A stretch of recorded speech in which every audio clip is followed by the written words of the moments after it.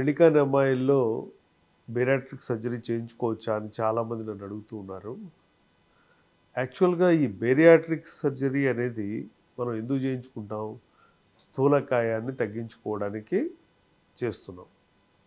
అయితే ఈ స్థూలకాయం తగ్గించాలి అన్నప్పుడు యాక్చువల్‌గా పెళ్లి కాని అమ్మాయిల్లో చేయించుకుంటే కాంప్లికేషన్స్ వస్తాయేమో అని చెప్పి చాలామంది అనుకుంటూ ఉంటారు.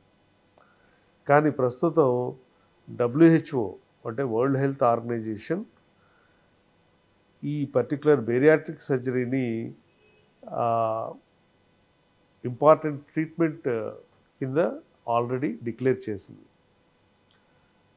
ఎవరు చేయించుకోవాలి? వాళ్ళు ఉండవలసినటువంటి వెయిట్ కంటే 25, 30 కిలోలు గనక ఎక్కువ ఉంటే వాళ్ళందరికీ బేరియాట్రిక్ సర్జరీ చేయించుకోవడం వల్ల ఇన్ఫెర్టిలిటీ సమస్య తగ్గుతుంది. ఈ ఇన్ఫెర్టిలిటీ అనేది పెళ్ళైన తర్వాత కూడా చాలామందికి తెలుస్తుంది.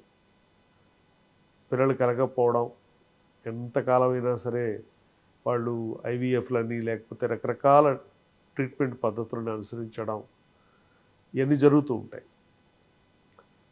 అయితే స్థూలకాయ సమస్యతో ఉండి ఇలాంటి ఐవీఎఫ్ ట్రీట్మెంట్లు తీసుకున్నా కూడా పెద్దగా రిజల్ట్స్ కనపడవు. సో, బరువు తగ్గాల్సిన అవసరం ముఖ్యంగా ఉంది వీళ్ళందరిలో. ఆడవాళ్ళు గానీ, మగవాళ్ళు గానీ ఇద్దరిలో కూడా ఇన్ఫెర్టిలిటీ సమస్య రావచ్చు స్థూలకాయం ద్వారా.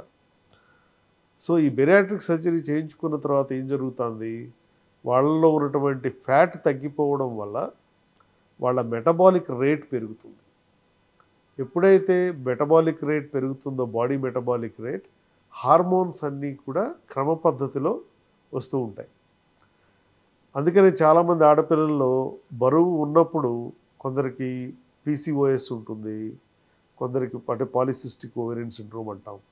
అట్లాగే మరికొందరిలో ఇన్ఫెర్టిలిటీ ఉంటుంది పెళ్ళైన తర్వాత. మరికొందరిలో నెలసరి సరిగ్గా రాదు. ఈ ప్రాబ్లమ్స్ అన్నీ కూడా తగ్గిపోవడానికి అవకాశం ఉంటుంది. సో, బేరియాట్రిక్ సర్జరీ అనేది డెఫినెట్‌గా it is a life line treatment. Life saving surgery.